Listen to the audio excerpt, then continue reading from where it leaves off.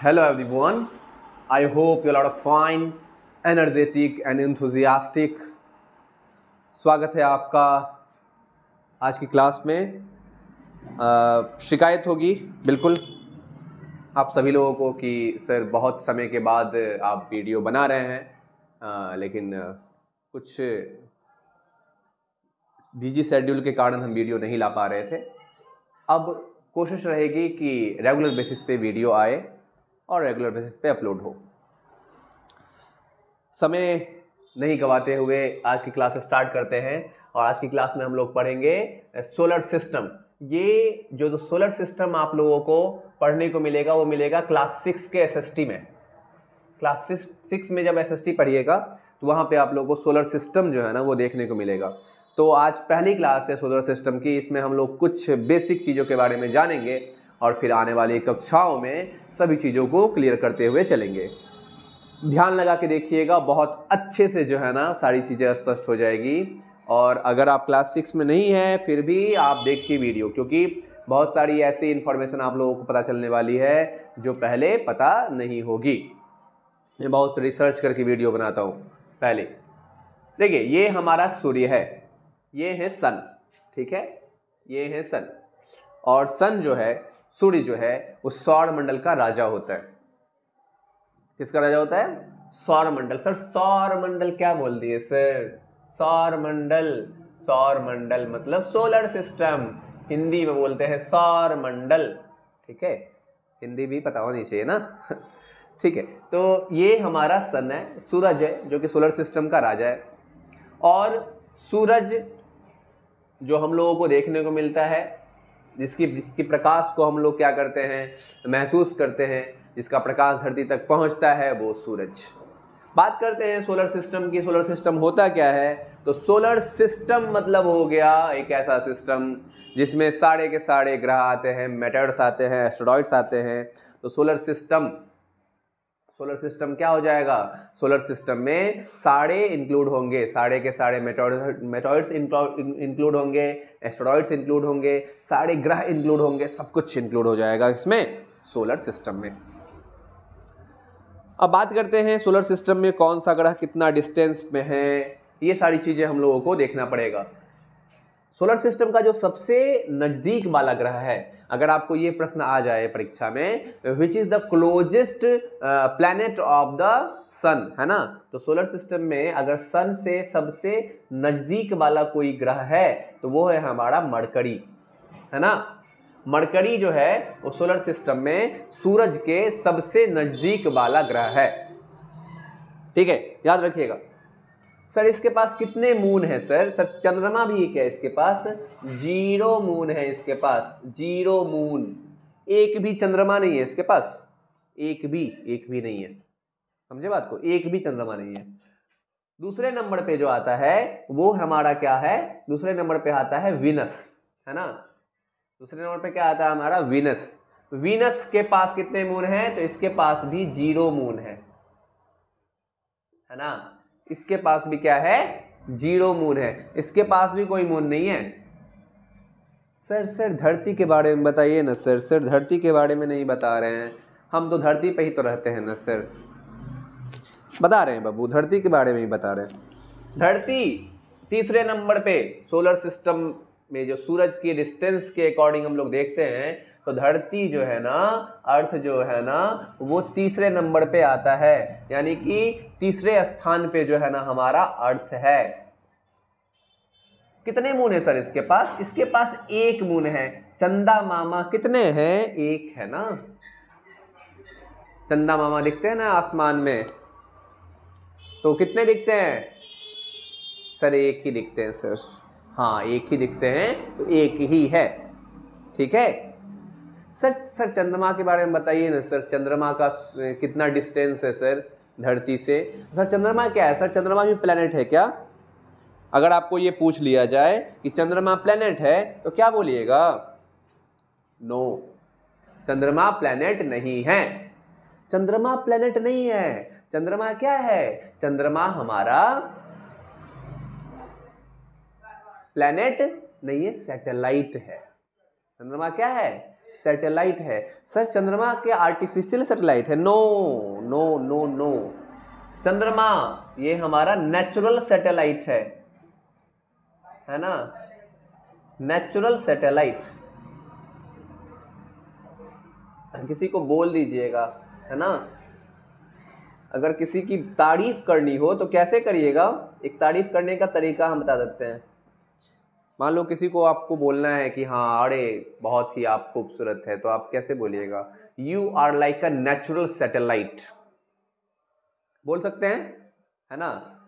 सामने वाला अगर थोड़ा सा भी पढ़ा होगा, है ना, अगर मेरी क्लास देखी होगी तो पता चल जाएगा जो हाँ अरे नेचुरल सैटेलाइट बोल रहा है, मतलब हमको चांद बोल रहा है, मतलब हम तो चंदा जैसे हो गए, हम तो चांद हो गया, चांद तो बड़ा खूबसूरत है ना। मतलब सामने वाला क्या बोल रहा है? हमको खूबसूरत बोल रहा है।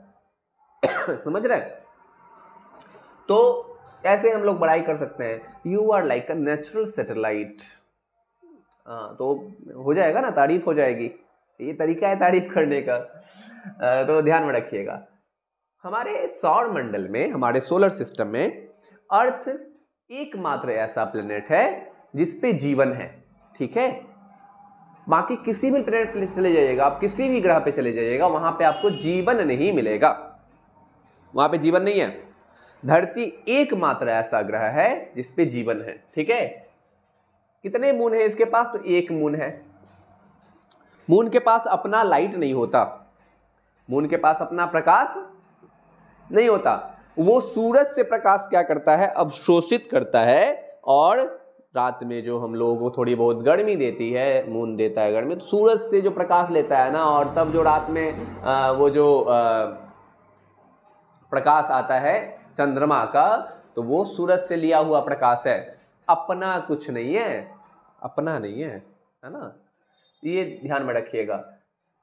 जब अंतरिक्ष में जाइएगा ना, तो धरती जो है ना वो नीला दिखाई पड़ती है, ब्लू प्लैनेट बोलते हैं इसको। धरती को हम लोग क्या बोलते हैं? इसको बोलते हैं सर ब्लू प्लैनेट।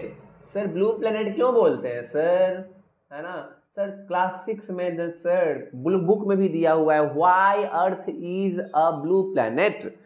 धरती को ब्लू प्लैनेट क्यों कहा गया है? ध्यान में रखिएगा।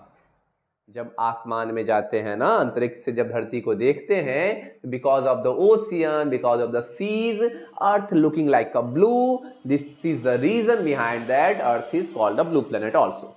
तो जब आसमान में जाते हैं तो धरती पे जब देखते हैं, धरती को देखते हैं, तो नदी और समंदर के कारण, क्योंकि बहुत सारे पानी है यहाँ पे, समंदर है, कितने सारे नदियां हैं, इस वजह से धरती ब्लू दिखाई पड़ती है। ये कारण है कि धरती को ब्लू प्लेनेट या फिर नीला ग्रह कहा जाता है। ठीक है, समझ के बात को। अब आते हैं हम लोग नेक्स्ट, मार्स। ये देखिए मार्स। सर मार्स के पास भी मून है क्या? बिल्कुल है। और मार्स के पास एक नहीं, दो दो मून है, दो दो चांद है। समझ रहे हैं? मार्स के पास दो दो चांद है, हमारे पास तो एक ही है। और मार्स को क्या कहते हैं सर? मार्स को हम लोग रेड प्लेनेट कहते हैं, ये लाल दिखाई पड़ता है। मार्स को हम लोग क्या बोलते हैं? Red planet.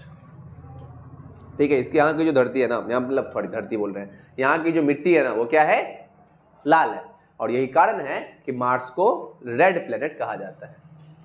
सर ये सब क्या बना दिए हैं सर? ऐसे ऐसे गोल गोल बना दिए हैं सर, ऐसे ऐसे गोल गोल आप बना दिए हैं, ये क्या है सर? कैसा ड्राइंग बना है सर? बच्चे ड्राइंग नहीं अच्छी है मेरी, है ना। हम ये ऐसे मत देखिएगा सर, कैसे बनाया है सर सोलर सिस्टम। तो ठीक है, जो भी है आप लोगों को समझने से मतलब है ना, ड्राइंग ज़्यादा मत देखिएगा। I am not a drawing teacher. तो ठीक है, जो भी आप लोग दिख रहा है उसको समझ लीजिएगा। तो ये जो दिख रहा है आप लोगों को ना गोल गोल सा, है ना, ये हमारा क्या है? ये है हमारा एस्टेरॉइड्स। ये हमारा एस्टेरॉइड है ना। एस्टेरॉइड आपको मार्स और जुपिटर के बीच में देखने को मिलेगा। क्यों सर? क्यों ये एस्टेरॉइड्स मार्स और जुपिटर के बीच में ही क्यों हैं? अब यहां पे एक बात ध्यान में रखिएगा कि जुपिटर जो है ना वो सौर मंडल का सबसे बड़ा ग्रह है ना। जुपिटर क्या है? सौर मंडल का सबसे बड़ा ग्रह है, लार्जेस्ट प्लेनेट है ये।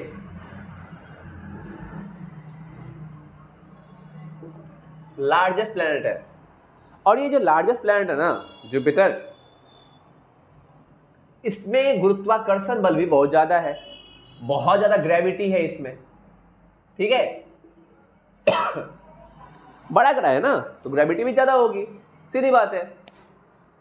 यही कारण है कि यहां पे मार्स और जुपिटर के बीच में कोई भी प्लैनेट का निर्माण नहीं हो पाता। जैसे ही प्लैनेट का निर्माण होने लगता है ना, वैसे ही वो टूट के बिखर जाता है, और बिखर जाता है तो क्या बन जाता है, एस्टेरॉयड बन जाता है। जुपिटर इतना पावरफुल है, इसमें इतनी ज्यादा ग्रेविटी है कि वो किसी भी ग्रह का निर्माण यहां पे नहीं होने देता, कोई भी ग्रह नहीं बन पाता, वो टूट जाता है। टूट के क्या बन जाता है, टूट के बन जाता है एस्टेरॉयड, ठीक, टूट के बन जाता है एस्टेरॉयड। इसको हम क्षुद्र ग्रह भी कहते हैं, ठीक।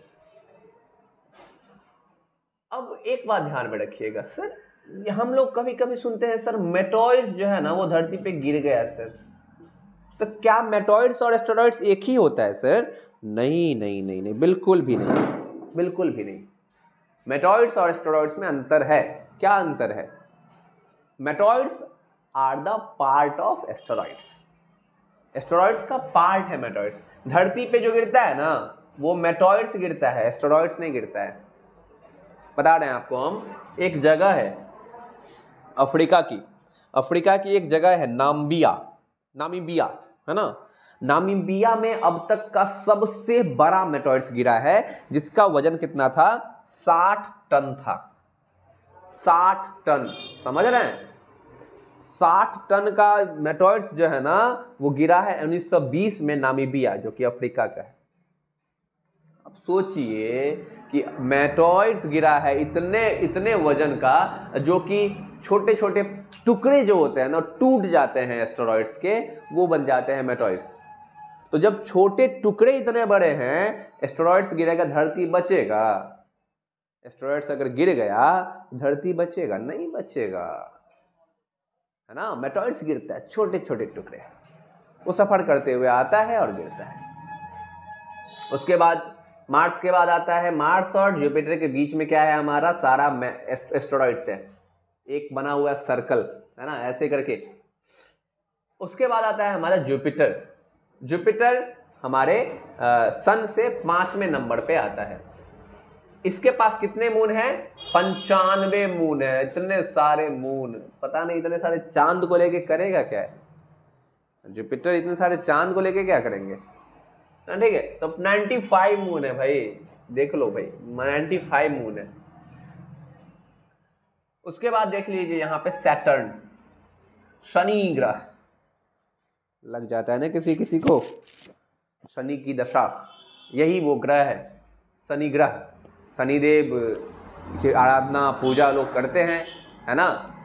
तो शनि ग्रह जो है, इसके चारों तरफ देखिएगा एक आप गोल गोल सा कुछ है ना, घेरा टाइप का देखिएगा। ये जो गोल गोल सा घेरा है, ये रिंग जो है ना वो हमारा एस्टेरॉइड्स का रिंग होता है। ये रिंग बना हुआ चारों तरफ।